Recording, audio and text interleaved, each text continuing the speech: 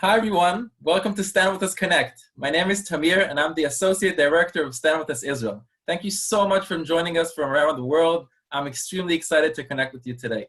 This evening, as you may know, is Yom HaShoah, where in Israel we commemorate the Holocaust. Despite the fact that we finally have a country that serves us as a safe haven for Jews and also an army that can defend us, we still have not known a day of peace. This is why I believe this webinar is even more important than regular days. We're coming to you live from StandWithUsConnect, our brand new webinar series. And I have to say, it inspires me to see tens of thousands of views on a weekly basis on our videos. So thank you so much for helping our community grow. As you may know, Stand With Us has been at the forefront of getting Israel education to people from around the world in various languages and during these challenging times, of course. Stand With Us Connect is our way to connect with you and to bring Israel to your home. Now, in a moment, I will introduce you to our guest speaker, but just before that, you can ask questions in this webinar, so please post them in the comment section, either on Zoom or Facebook Live. Don't forget, tell us your name and where you're from, and we'll try to pick your questions and ask our expert. One last thing, if you're passionate about Israel and enjoy our programming, please consider supporting us and donating to our work at standwithus.com/donate. Today's session is called Israel's Existential Threats on the Northern Border. A special lecture with our guest, Sarit Zehavi. I consider Sarit as the expert of the Northern Border. Sarit is a lieutenant colonel in reserve duty. She is the CEO and founder of ALMA. Sarit has briefed hundreds of groups ranging from US senators, congressmen, and politicians to senior journalists. Sarit scripts numerous position papers focusing on Lebanon, Syria, Israel's national security challenges, and more. She served for 15 years in the Israeli Defense Forces, specializing in military intelligence. Sarit and her husband Yaron are raising their 5 children in the Western Galilee. Sarit, how are you today? Great, thank you. Great, thank you so much for coming. I'm really excited to have you. And I want to start with a short personal story. A year and a half ago, I was the head of the IDF Public Diplomacy Unit, and we used to send the most high-level delegates and groups to you for briefings all the time. And always you gave an informative, valuable, and in-depth analysis of the situation. So first of all, thank you for your service. And thank you for your work for clarifying the situation up north to people from around the world. So I want to start with the question about you and your center. You're the founder and CEO of ALMA, and that's kind of a unique research and education center up north. Can you elaborate what that is? Yes, of course. First, ALMA is my daughter. I named the organization after my daughter that was born at the same time. It's a non-profit and a non-partial organization. We are not connected to any party, neither in Israel nor in the United States. And the whole idea was to supply information about Israel's security challenges on the northern border. We specialize in this because we understand that there is a lot of thirst to knowledge about this issue. And second, we understand that when people think about Israel's security, they think mainly about the Palestinian issue, and there is a lack of knowledge about what is happening in the northern borders, what is happening in general in the Middle East, and we believe that what is happening in the northern borders of Israel are far more challenging than the Palestinian issue. That's why for us it was very important to create a platform that will be capable of delivering or supplying or providing this kind of information. I must say that we learned that many people are very much interested in that. And the fact that all of ALMA staff are living in the Galilee and living very close to the northern border also make us a very authentic organization. Okay, thank you so much for clarifying that. And well done on this. It's really, really impressive, to be honest. I want to start with a question, kind of a broader question, before I dive into some coronavirus issues and other questions that people asked before. Can you elaborate on Hezbollah? It's the main terrorist organization in Lebanon. It's infiltrated into Syria. Where is Hezbollah standing at the moment, and should Israel be concerned? Well, Hezbollah is a Shiite organization that was founded in the 80s. There is a debate who exactly founded it, but bottom line is that today is the main proxy of Iran in the region. When I'm saying the main proxy, a small example, I mean that Hezbollah is the one who is training the Syrian army today. So it was supposed to be a small militia, but today they are the most professional military force in this region of Syria, Lebanon, and even Iraq. Today, Hezbollah, it's not only a militia, it's not only a military force, it's also a political party in Lebanon, which gaining more and more power in a sense that we feel that it is almost completely control Lebanon. And the corona crisis, by the way, the COVID-19 crisis is an excellent example, because we see that Hezbollah, with its social systems, medical systems, and even military systems, is the one who is actually leading the campaign or the efforts against the spread of the virus in Lebanon. Okay, you touched upon coronavirus, COVID-19. I want to ask you a question about that because it interests everyone, I think, today. Does the pandemic increase or decrease the chance of a war between Israel and Hezbollah? Because as you said, Hezbollah is in Lebanon, it's supporting the citizens. Is it of their interest to start a war and to take part in a war or not? You can clarify that. Well, I must say that in the past 14 years, it was not within the interest of Hezbollah to start a war with Israel. And the COVID-19 crisis only strengthened this approach in Hezbollah. Of course, everybody in the Middle East today is busy with this COVID-19 crisis, and it's not within their interest. So for the short term, it's decreased the chances to war. But if I'm looking at the long term, and I'm getting here to, some evaluations about the future of the Middle East and what is this crisis will do to the Middle East. And there are many, many opinions about that. I personally think that totalitarian regimes will gain more power thanks to the COVID-19 crisis, as long as it will not, destroy the economy completely, as long as it will not be too long. And we see this in Iran, we see this in Syria, and we definitely see this happening in Lebanon. So it's an open question whether in the long term it will give Hezbollah more power and even more support inside Lebanon, because they are the one who are leading the efforts, so they are gaining people more support from the people of inside Lebanon. Interesting. I was an IDF officer in the paratroopers, and the first thing you learn is that Hezbollah is a proxy of Iran. So I'm interested in your insights about Iran, because they are affected from the situation. So how does this affect the Middle East and the relationship between Hezbollah and Israel at the moment? The COVID-19 you asked? Yeah. First, let's just put things in proportions. Iran is the third country where the COVID-19 spread. Official numbers are of about almost 5,000 dead and about 70,000 infected. The assessment is that there are many, many more in Iran. But surprisingly enough, the conservatives in Iran, the IRGC, and those who were more radical, leading the more radical approach in Iran, were the one who said, first, let's close the mosques, let's have a lockdown, this is a dangerous epidemic. And in this sense, they will gain much more, I don't say support, but people understand that they were the one who reacted and responded very quickly to the disease there. By the way, Hezbollah sent his operatives to help Iran to clean up the streets and to, do some actions of purifying the streets and public places by its own operatives with Hezbollah flags in the streets of the cities of Iran. So Iran is experiencing a lot of difficulties by this COVID-19, but I'm not sure it will bring to the fall of the Ayatollah government. Two more reasons for that. In order to create an overthrow of a regime, you need two things. First, you need an alternative. You need an opposition that is capable of taking power. The opposition in Iran doesn't exist, and if it exists, it's outside of Iran. It has no basis inside Iran. And second, you need, which is even more important, you need an army.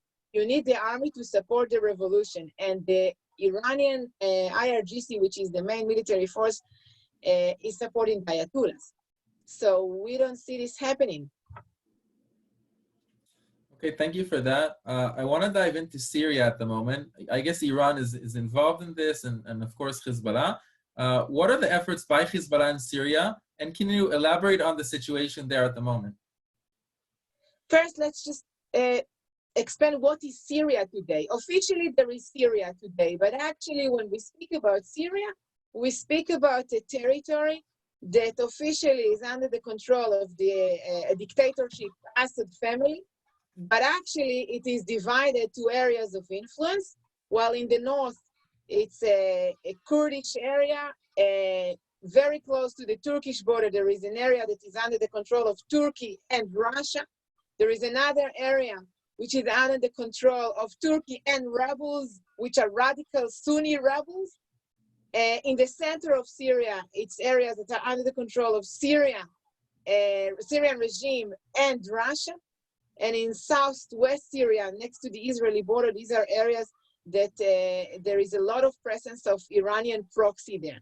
So in Syria today, there is kind of a battle of interest between various forces. Shiite side, it's Iran, Hezbollah, the Syrian government. Turkey, which is Sunni, but actually Turkey is Turkey. Okay, before it is Sunni, it's just Turkey. Russia, which is the superpower that came to help the Shiite side, but also has its own interests, and sometimes it's contradicted to the Iranian interest. And on top of all of that, you have the internal forces, which are the Kurds in the north and the population inside Syria, which is today, when I'm saying rebels, there are very few in a very small territory, and actually they lost in the civil war. Situation today, again, a lot of denial with regard to the COVID-19. You know, if you look at the World Health Organization website, it looks like COVID-19 almost doesn't exist in Syria. But actually it does exist, and there are a lot of efforts of concealing it. It does exist in areas where we have Iranian militias. We understand that the Iranian militias actually brought the COVID-19 into Syria. And, you know, since people are dying in Syria in the past 9 years of civil war, so, okay, they're also dying of the COVID-19. But the humanitarian crisis in Syria is extreme. And if it will get even further, what will happen is that it will weaken the capability of the government of Assad to gain back its control, and it may strengthen the areas of influence, including ISIS, which actually lost all its territories in Syria, but still exists in Syria with terrorist cells, and they might try to take advantage of this crisis in order to gain back some territories in Syria. We are seeing an increase in the activity of ISIS or ISIS-affiliated players in southwest and southeast Syria in the past 2 weeks. Okay, I've asked you about Syria. Now I want to kind of take the flip side of this question and talk about Israel in this situation, because I'm an Israeli, I watched the news, and I was aware that during the civil war, Israel perhaps supported the rebels with food and other maybe equipment. We've seen Operation Good Neighbor providing humanitarian aid to Syria and to civilians. But since the rebel lost, everything was cut off. So I'm interested now in the IDF's doctrine and Israel's doctrine, where everything has changed. The rebels have been defeated, and now Assad is taking over significantly, but there's still chaos, as you've elaborated. So where is Israel standing in all of this, and how should Israel be prepared for a future conflict? So actually, during the civil war, we had to deal with various players that has various interests on our border, when I'm speaking specifically on the borderline.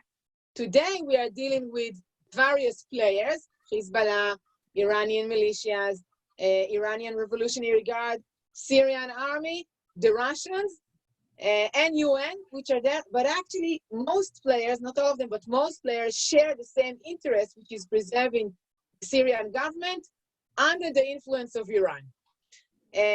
What does that do to the Israeli policy? I think it strengthens the approach that we should continue what it's called in English gray zone, what it's called in Hebrew mabam, which is the campaign between wars.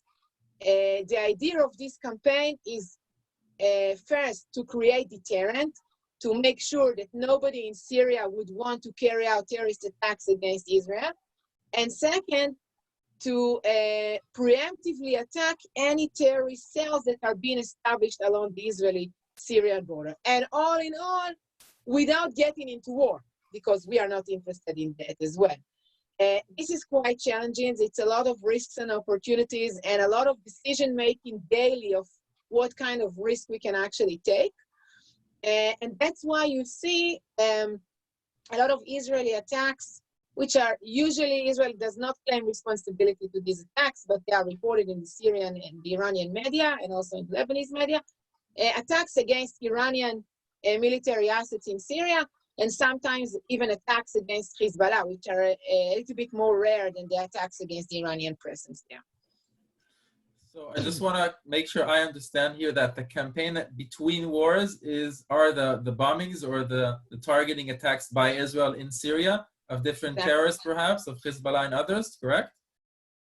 Especially Iranian, especially ammunition. Okay, most of the attacks are not against soldiers or generals. They are first and foremost against ammunition, warehouses, imports of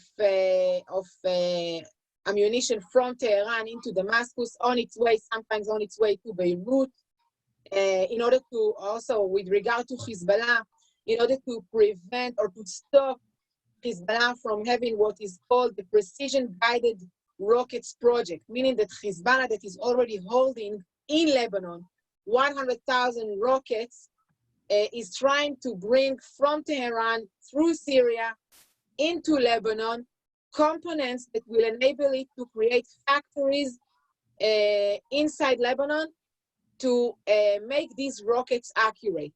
If these rockets will become accurate in massive amounts, this would mean great danger to Israel. This would mean great challenge to Israel that Iron Dome will not be capable of, targeting or intercepting each rocket that will be launched by Hezbollah. And that's why Israel is putting a lot of efforts to prevent that and to try to stop. I'm saying trying because I'm not sure we are succeeding, but to try to stop the Iranian military presence inside Syria, to try to prevent a situation that Syria will become what today is South Lebanon. So this sounds actually very disturbing, and I have kind of a general question that many Israelis are asking: is Syria becoming a second Gaza or something even worse? I mean, according to what you're saying, it might be even worse.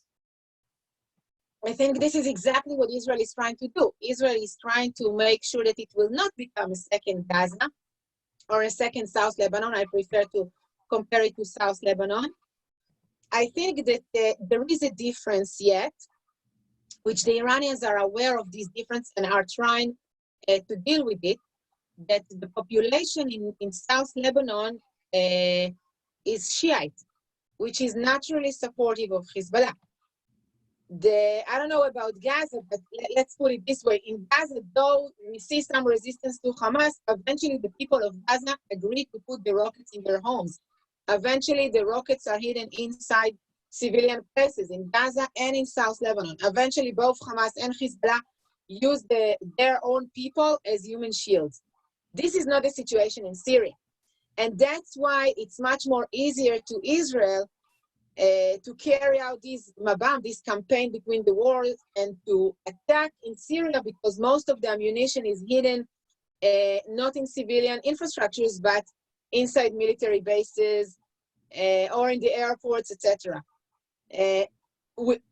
Until today, we targeted about 1,000 targets in Syria. We attacked about 1,000 targets in Syria.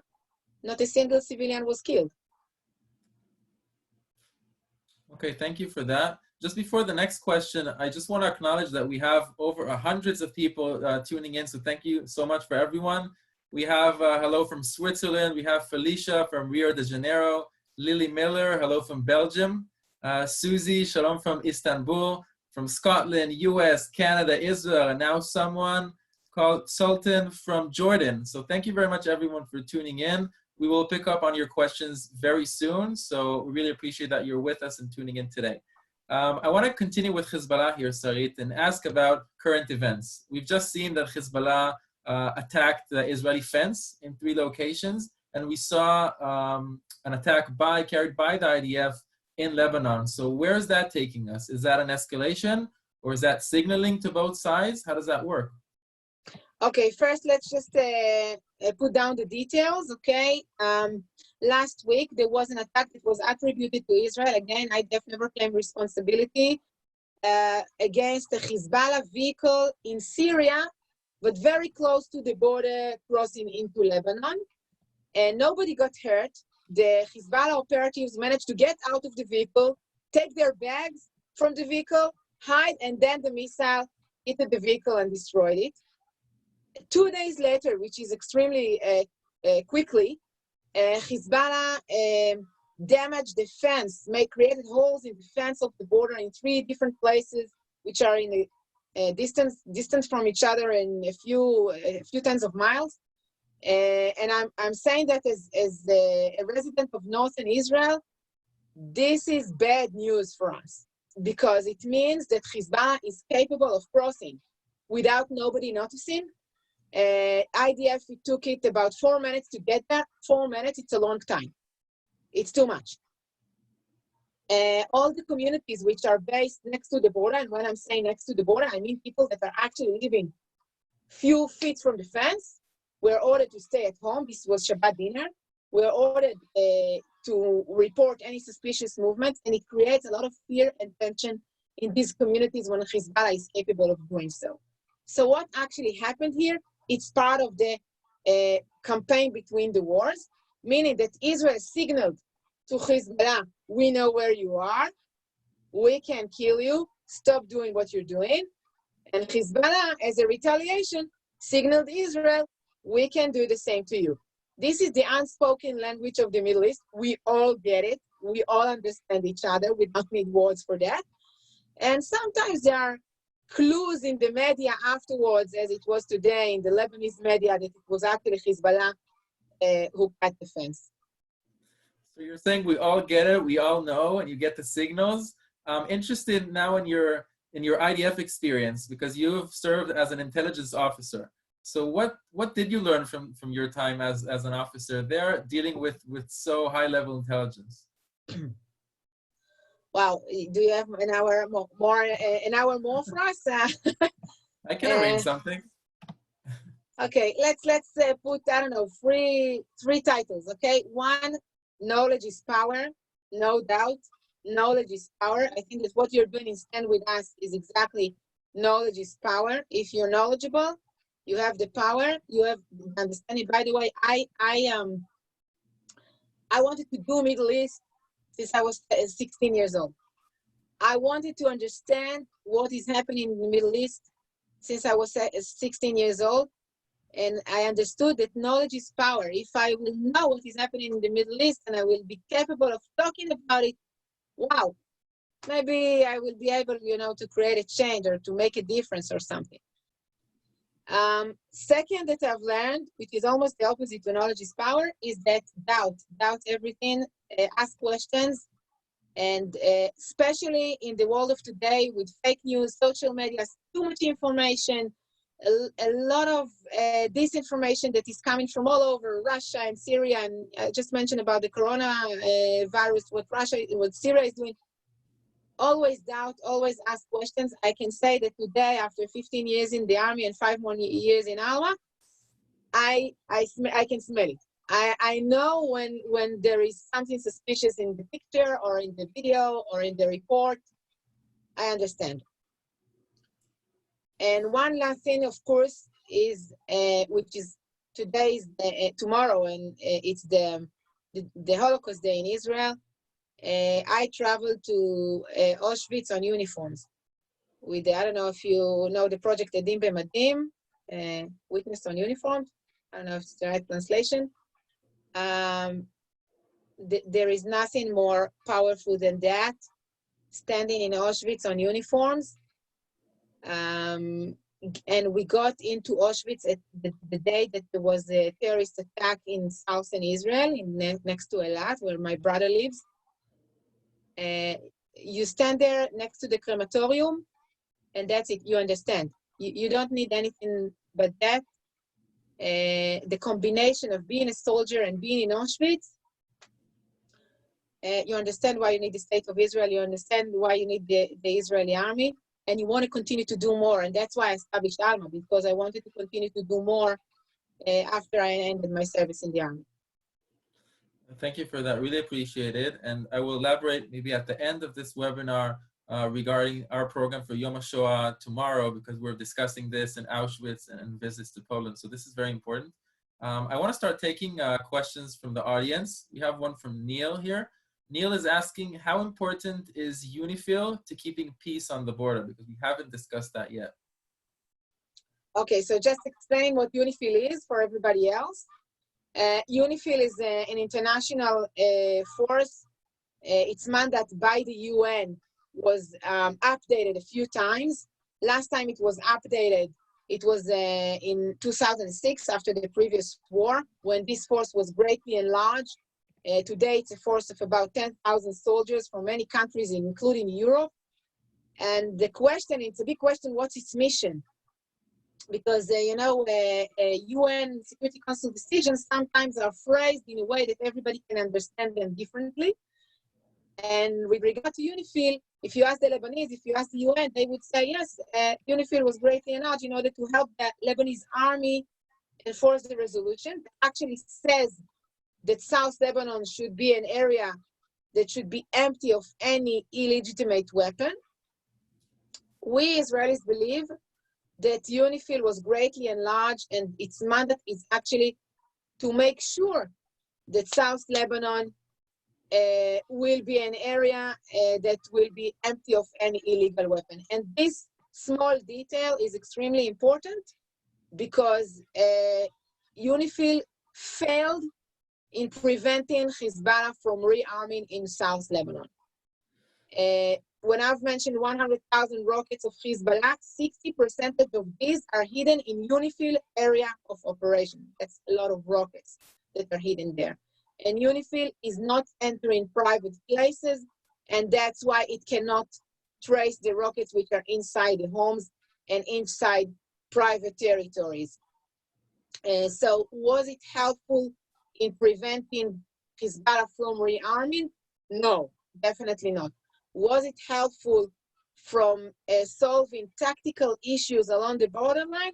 Yes, and that's why I believe that it's good to have UNIFIL in South Lebanon. I'm just not sure that we understand what to expect from it, and I'm not sure that we actually need 10,000 soldiers there. It's interesting because I was an officer in the spokesperson unit during Operation Northern Shield. I think it was a couple of years ago, where the IDF discovered attack tunnels penetrating into Israel from Lebanon. What was UNIFIL's role then? And were they effective in the tactics like you're now claiming, or not at all? Yes, they were effective in the tactics because they made sure that IDF would not cross the blue line searching for the tunnels, and every inch was measured. Now, again, for our viewers, guys, there is a fence between Israel and Lebanon, but actually the international border sometimes goes north to the fence. So IDF was working in order to find the tunnels in areas which are north to the fence, and there is no fence. There is just a blue barrel that UNIFIL put, and sometimes even not that.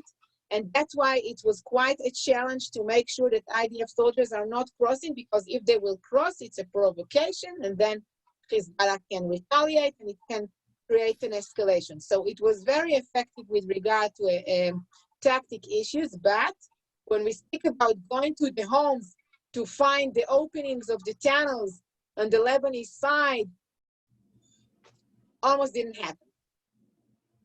I see. I want to take a question now from Yusuf from Pakistan. Yusuf is asking us, where does the Arab world stand in the Israel-Iran situation? Now, it's a broad question, I know, but try to address that because we've discussed Iran before. So I would assume that the question was asked with regard to the Sunni states when he said Arab world. And I think that the Sunni states are expecting Israel to do the dirty work. And I will be very not politically correct, meaning that the Sunni states share the same interest with Israel. We both view Iran as a problem, each of us from different, by the way, from different reasons. I don't see the Sunni states are going to fight with Israel against Iran. I don't see them defending Israel from Iran, but just enabling Israel to do what it is doing. Let's put it this way. With Jordan, we do have good security cooperation. And I guess there is some kind of dialogue also with Saudi Arabia, though there are no diplomatic relationship with Saudi Arabia and the Gulf countries. And of course, there is a good dialogue with Egypt. Okay, I want to stay on Iran on this and ask you about the sanctions. Are they effective? And are they effective in Iran's support for terrorist organizations like Hezbollah and others? Or are they just there and they're not essentially effective in preventing terrorism in the region? Again, you know, it's a spectrum, meaning how do you measure effectiveness? If you want to make the Iranian regime fall, it will take more time. And you need to do some more things which are not only sanctions, like supporting civil society inside Iran. That's first. Second, if you ask whether sanctions have influence, which I think it's a smaller question, yes, they do have influence. Yes, they caused a lot of pressure inside Hezbollah. Hezbollah had to find new resources of income, had to cut budgets because there was less money that was coming into Hezbollah. And yet, we still see the airplanes of ammunition coming from Tehran landing in Damascus. We still see Iran prioritizing its influence in Syria and in Iraq and putting a lot of efforts in this. As we speak, there is a meeting between the foreign minister of Iran and the Syrian president with masks. So sanctions, yes, important, effective, not enough. The pressure should continue. Interesting. I have another question here from our viewers. This is from Ray. Ray is asking, has the IDF effectively neutralized the Hezbollah tunnel threat from Lebanon? We've just discussed, but is it safe for Israelis? Until the COVID-19, I took groups to the border where the tunnels were found. And sometimes if the IDF enabled us, we visited the tunnels. And I saw how it looks like inside. IDF says that it neutralized all 6 border crossing channels. It doesn't mean that it neutralized the threat itself, because maybe there are more tunnels that didn't cross into Israel, as I explained about the borderline before. And second, as we saw last Friday, the terrain in South Lebanon is forested. It's hills and valleys, tons of places to hide, and Hezbollah managed to get the fence, damage it, or maybe next time cross without nobody noticing. So I'm not sure the tunnels are the only issue here. Okay, I have another question from Richard. What is the status of the Iran-Hezbollah precision-guided missile program? You've touched upon that slightly, so if you want to elaborate now.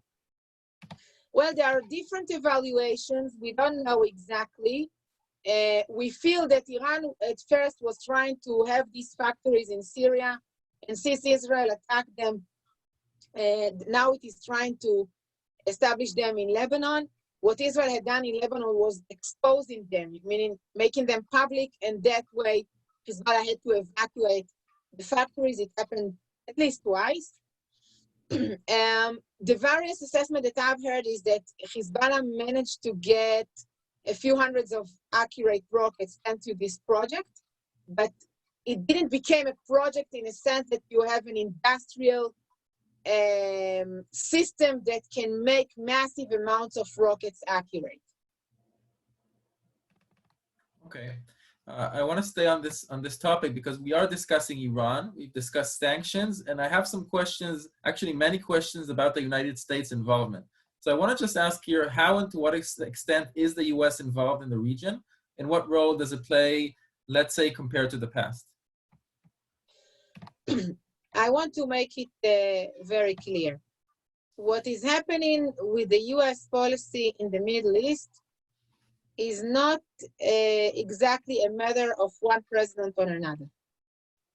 Both Trump and Obama felt that as less boots on the ground is better for the US. Both of them had the same approach in this specific issue. The difference is with regard to the JCPOA, this nuclear deal, where Trump has completely opposite view than President Obama. But when we speak of involvement, boots on the ground, both of them wanted to minimize it. And Trump still do want to minimize it. What actually enabled in the times of Obama to ISIS and Iran, and later on to Iran, to gain more and more influence in this region, in Syria and in Iraq, because when the United States left Iraq, ISIS developed, no doubt about that. When the United States didn't retaliate to the usage of chemical weapon, it actually disappointed the rebels. The US involvement today is mainly in political pressure, in sanctions, and trying to pull the strength. But actually, when you look at the negotiations in the future of Syria, you see in the picture three figures. One is Putin, the second one is Erdogan from Turkey, and the third one is Rouhani from Iran. The United States is not there, Europe is not there, and the Syrian president is not there as well. So they are discussing his country. Okay? These are the designers of the future of Syria in the future, these three. The US involvement, when I speak about the sanctions, and I already mentioned that, it's important. The pressure on Iran with regard to the nuclear issue, and I don't want to get into the question whether it was right or wrong to completely cancel it, but the principle that it created pressure on Iran, it's important. But if the US will evacuate the soldiers that were left in Syria in the border crossing with Iraq, the Tanaf border crossing with Iraq, which is the shortest route from Tehran to Damascus, it will be a problem. It already evacuated most of its soldiers from northern Syria, sending a problematic message to the Kurds and to those who are seeing what is happening there afterwards. Okay, thank you for that. Really interesting. We have more people tuning in from around the world. We're in the thousands now, which is exciting. We have a Barbara Redfire, hi from Paris. We have Ariel Musayouf, shalom from Uzbekistan. We have Dalia Israeli from Israel. So really exciting. Thank you so much for tuning in. We're actually getting many questions now about the ALMA Center. Some people might have been joining now. So if you want to elaborate more about the center, why you've established it, and what it actually does on a daily basis. Okay, look, I was discharged from the army due to Crohn's disease. And when I was discharged from the army, I felt that I must continue to do something meaningful, to do something for the state of Israel. I knew that I have a gift, I can speak. So I decided I will continue to brief groups on the border. And as you mentioned, I did that on uniforms as well. But I knew that I don't have the source of information from the army anymore. I'm no longer an intelligence officer. I need to find the information myself. I have MA in Middle Eastern Studies. So I know a little bit of Arabic. And I started to do speaking and researching at the same time. But very quickly, and it was a small business. Very quickly, I became very busy. And I had almost 30 groups each month in the summer. So I didn't have the time for research. And that time I understood that it can't be a small business. It should be a center. It should be a nonprofit because it's for a good cause. And I need a staff, and I need more speakers, and I need researchers, and it should be completely different. So I wanted to say we are, but the coronavirus changed things a little bit. So we are about 9 in the staff. I don't know how exactly we're going to be at the end of this crisis. We met 50 groups each month. We had more speakers, and our main educational program was a simulation. We built a simulation that enables the participants to become the Israeli government, and they have to make decisions concerning the security of Israel in the north. Same decisions that Israeli policymakers have to make every day over here. And now, since groups are not coming to Israel, we made all our educational programs, including the simulation, accessible digitally. So everything is, if people want more information, I can send you a link to our brochure, and or they can get to our website, and they can see, and everything, including virtual tours, by the way, everything is optional digitally. I visited ALMA, and I have to say the view is beautiful. First of all, it's really close to the border, and your educational purpose is just amazing. So thank you very much for all that you're doing. I want to add a question now from Akio. Akio is asking, will Saudi Arabia ally with Israel if a war breaks out between Israel and Iran, or I'll add Israel and Lebanon? No. I believe that Saudi Arabia will publish a statement such as we support the Lebanese right to defend themselves, which is an empty statement, without doing anything against Israel. But I don't see Saudi Arabia sending arms to Israel or soldiers or whatever, no. Okay. Now, if a conflict actually takes place, what should we expect in Israel happening, actually, if that really happens? You know,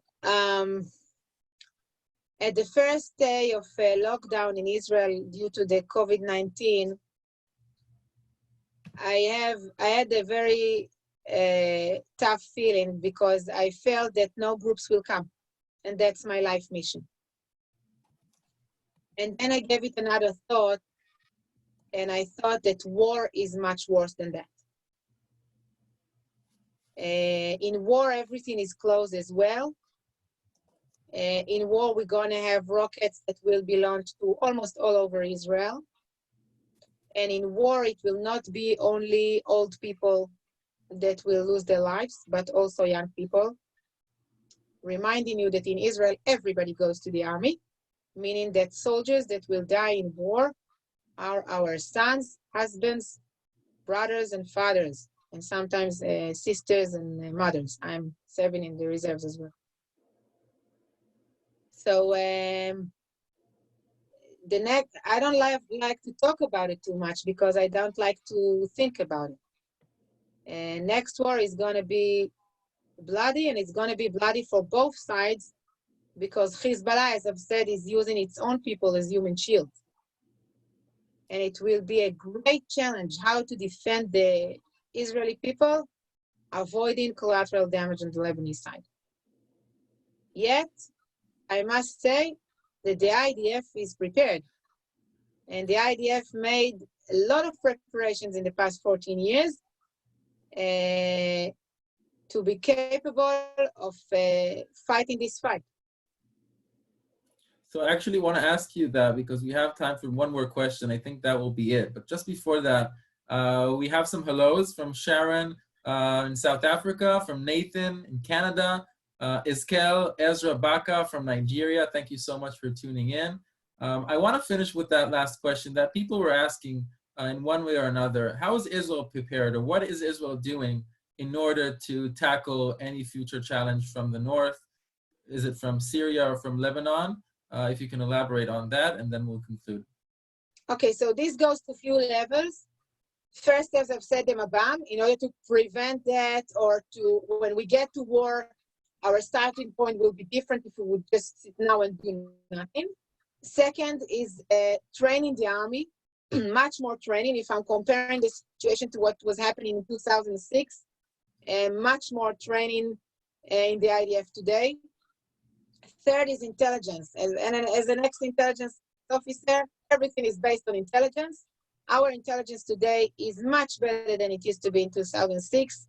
We know where the rockets are, and we know how to target them.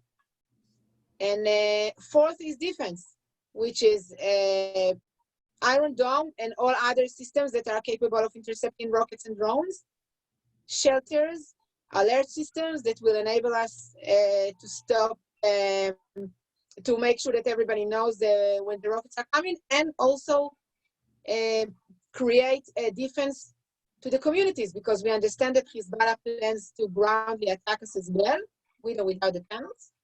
And that's why there is also preparedness for defending the communities next to the border.